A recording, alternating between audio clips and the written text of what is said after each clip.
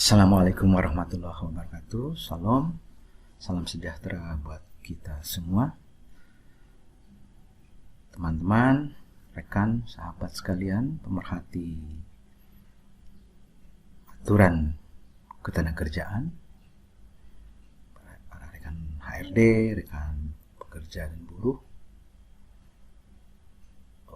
Saya akan coba pada serial berikut ini setelah serial terdahulu terkait dengan advokasi aturan ketenagakerjaan, itu bagaimana membaca dan memahami, cara membaca dan memahami Undang-Undang Omnibus Law, Undang-Undang Nomor 11 Tahun 2020 tentang Cipta Kerja, khususnya pada klaster ketenagakerjaan, versuskan pada Undang-Undang Nomor 13 Tahun 2003 tentang ketenagakerjaan. Lalu dilanjut ke serial berikut adalah tentang bagaimana pasal-pasal yang diubah. Lalu kemudian serial berikutnya pasal-pasal yang dihapus. Kali ini dengan tema itu pasal-pasal apa saja yang ditambahkan di dalam Undang-Undang Nomor 11 Tahun 2020 tentang Cipta Kerja, Klaster Ketenagakerjaan. Baik, secara ini saya akan kupas kurang lebih ada, menurut catatan saya, ada sekitar 13 pasal yang ditambahkan atau disisipkan dalam bahasa tentang klaster ketenagakerjaan. Kita akan kupas sekilas informasi karena ini hanya sebagai pengantar informasi awal, jadi pasal-pasal apa saja yang disisipkan, tambah, kemarin diubah, dihapus. Nah, kemudian nanti pada serial selanjutnya saya akan coba menerapkan di dalam Undang-Undang 13 itu masuk ke dalam babnya khusus misalnya. Seperti saya biasa sampaikan adalah misalkan terkait dengan pasal pemutusan hubungan bab pemutusan hubungan kerja. Di bab 12 kalau di Undang-Undang 13 apa saja yang di sana diubah, dihapus atau ditambahkan. Kurang lebih itu ya, jadi polanya nanti dalam serial advokasi ini. Baik, saya akan coba mulai dari pasal dari yang ditambahkan itu atau disisipkan di Undang-Undang 11 tahun 2002 Cipta Kerja, itu di pasal 61A. Jadi 61-nya di Undang-Undang 13 itu tidak mungkin diubah. Ya. Lalu ada sisipan di sana. Nah, biasanya kembali polanya kalau kita amati di dalam Undang-Undang 11 itu penyicipan pasal itu bisa jadi untuk mengadaptasi lagi pasal yang dihapus. Dimunculkan lagi di pasal sisipan itu. Nanti kita lihat bersama seperti apa ya, karena ada kurang lebih 13 pasal sisipan di dalam Undang-Undang 11 tahun 2020 Cipta Kerja. Baik. Kita mulai dari pasal yang disisipkan itu di pasal 61A. Tentang apa materinya adalah ini yang paling sepertinya paling baru nih ya, dalam pemahaman di Undang-Undang 13. Karena kaitannya dengan, saya bacakan dari sama-sama di ayat 1-nya, dalam hal perjanjian kerja waktu tertentu berakhir. Ya, perjanjian kerja waktu tertentu berakhir sebagaimana dimaksud dalam pasal 61 ayat 1 huruf B dan huruf C. Di sini apa itu? Perjanjian kerja waktu berakhir itu berakhirnya jangka waktu perjanjian kerja. Lalu C-nya adalah selesai suatu pekerjaan tertentu. Ini kita bisa menginformasikan bahwa berakhirnya jangka waktu perjanjian kerja itu ada dua hubungan kerja besar di dalam Undang-Undang Ketenagakerjaan, itu adalah PKWT dan PKWTT. Perjanjian kerja waktu tertentu dan ada perjanjian kerja waktu tidak tertentu.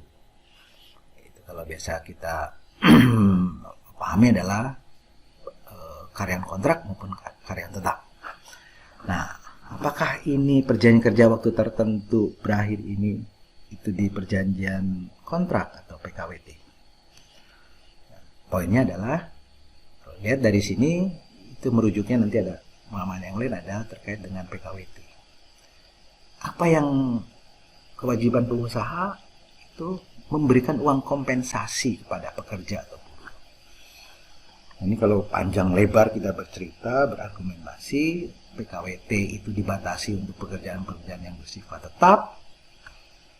Lalu di dalam pemahaman Undang-Undang 11 Omnibus Law Cipta Kerja ini adalah bahwa PKWT itu bisa tidak dibatasi lagi di dalam 3 PKWT yang totally jadi 5 tahun. PKWT pertama 2 tahun, lalu tambah PKWT kedua 1 tahun, lalu ada novum, pembaruan, tambahkan lagi 2 tahun. Jadi bisa 5 tahun maksimum. Tapi kalau nanti di Undang-Undang 11 kita amati berikutnya itu bisa panjang, bisa terus menerus karena tidak dibatasi. Nanti kita cek nanti terkait dengan khusus di bab hubungan kerja. Ya, jadi baik, jadi ini poin besar yang harus difikirkan bersama, baik ini dari para perusahaan penyedia jasa, pemborongan atau outsourcing atau alih daya, karena banyak pekerja-pekerjanya melalui hubungan kerja PKWT. Hubungan PKWT nanti begitu berakhir, PKWT-nya itu harus diberikan uang kompensasi. Uang kompensasi ini seperti apa? Diberikan kepada pekerja atau buruh sesuai dengan masa kerja. Nah, kalau sekilas ini nanti akan diatur lebih lanjut dalam pemerintah.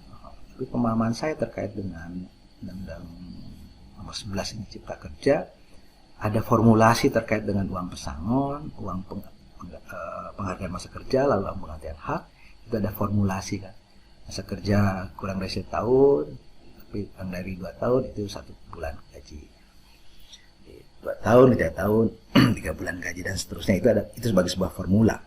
Nah, kalau dilihat dari sini, pekerja buruh sesuai dengan masa kerja pekerja buruh di perusahaan yang bersangkutan. Lalu ada cerita lagi, kalau misalkan di perusahaan alih daya A, dia 2 tahun, lalu dipindah ke perusahaan B, kan itu masa kerja tidak putus. Nah, di perusahaan si C-nya ini misalnya 7 tahun, lalu putus kontraknya, ada kewajiban untuk membayar kompensasi. Nah, bagaimana? Adakah mekanisme COB, misalnya? Contribution of benefit-nya.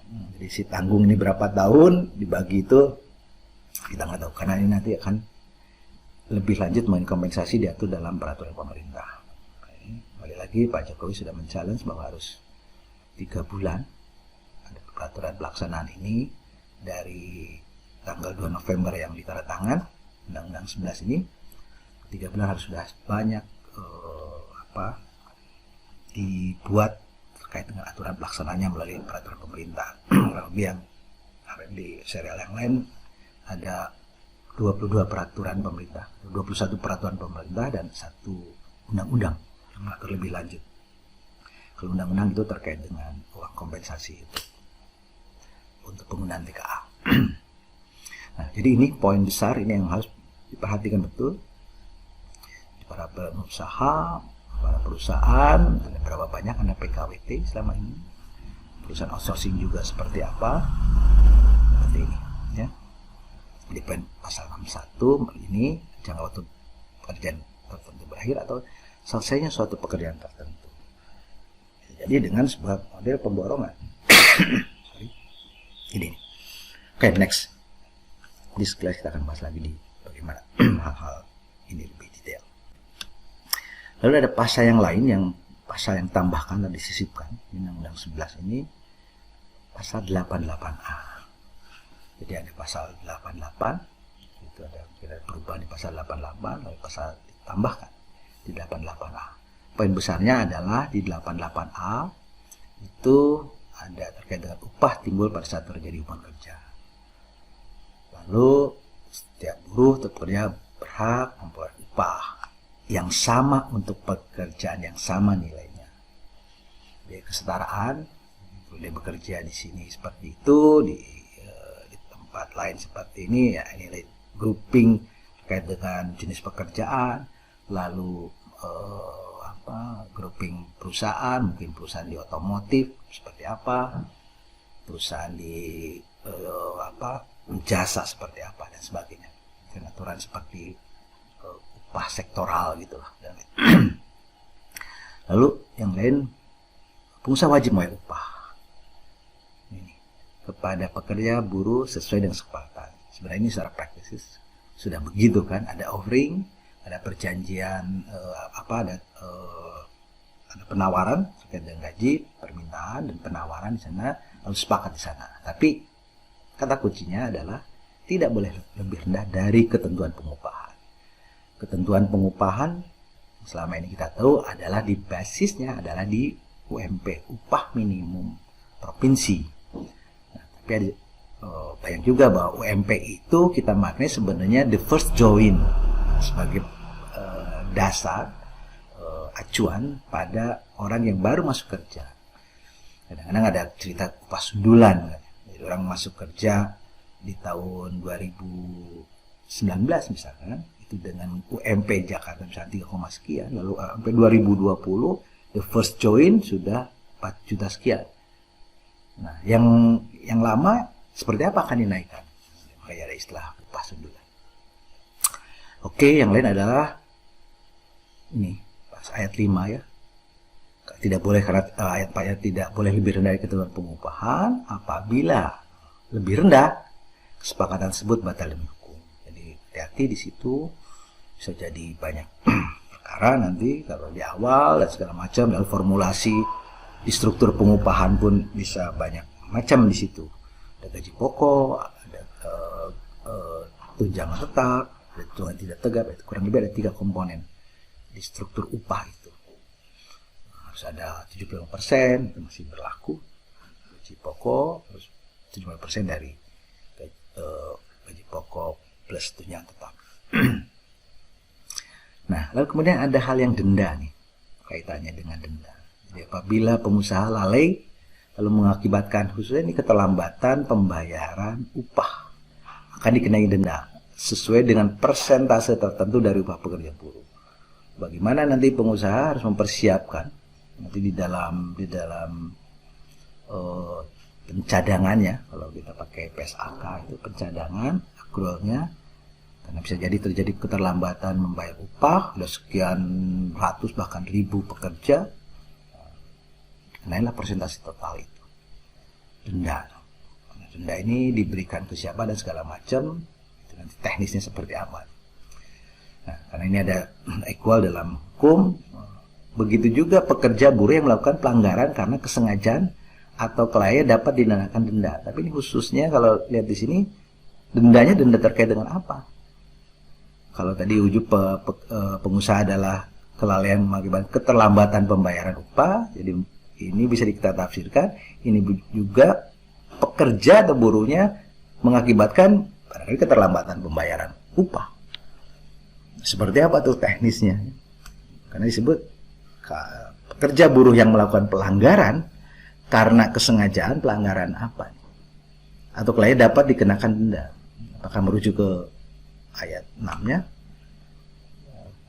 Gara-gara buruh sih, jadi pengusaha terlambat membayar upah. Bisa jadi mungkin situasi atau skenarionya karena buruh demo, lalu buruh pekerja melakukan protes atau banyak mangkir, banyak tidak bekerja, bolos, sehingga produktivitasnya menurun, nilai produksinya berkurang, lalu dia turun pendapatan. Ini bisa banyak argumentasi nanti di sana. Gara-gara Anda sebagai pekerja buruh melakukan sebuah kelalaian atau kesengajaan dalam bekerja, sehingga kami sebagai pengusaha tidak mendapatkan income seperti biasanya, sehingga ada penurunan, sehingga kami terlambat. Nah, inilah nanti akan bisa jadi silang sengketa dalam konteks itu, saling ingin mendenda dan segala macam, sehingga didenda lah misalkan. Ya, pekerja buruh melakukan pelanggaran dapat dikenakan denda. Dendanya apa? Misalnya dikurangi gajinya, dikurangi benefit yang lain. Nah, ini memang jadi satu PR nanti bagaimana diformulasikan biasanya di dalam sebuah aturan perjanjian kerja atau peraturan perusahaan atau perjanjian kerja bersama. Nah, ini.